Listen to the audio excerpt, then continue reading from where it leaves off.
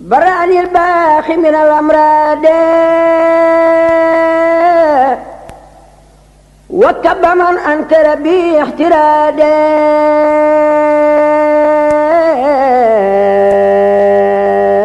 mbokk yi asalaamaaleykum lii mooy naafila guddi gi fukkeelu guddi gi ak benn ci weeru koor ku ci julli ñeenti raka bu ci nekk nga tari faatiya benn yoon teg ci ina anzalnaahu fi laylatul xadr juróom-ñaari yoon ak kaafiruna juróom-ñaari yoon ak lixlaas juróom-ñaari yoon bu sëlmalee mu wax laa xawla wala xuwata ila billaahil aliyyil azim juróom-ñaar fukki yoon su paree mu tekki allahumma salli ala sayyidina muhammadin wa sallim juróom-ñaar fukki yoon sëriñ bi nee na képp ku ko def incha allah des na ko jéggal bàkkaaram yu njëkk ak yu mujj te laaya ju ci nekk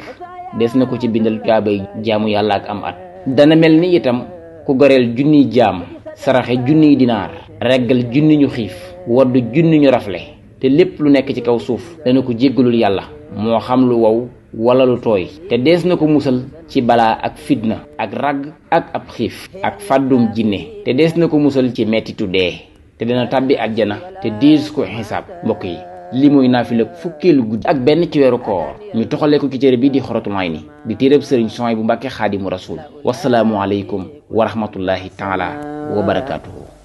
عني جزا والدتي والوالدة خيرا كثيرا لا يزال خالدا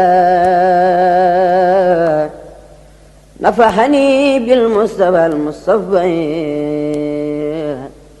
عليه تسليما والنفع الأنفعين.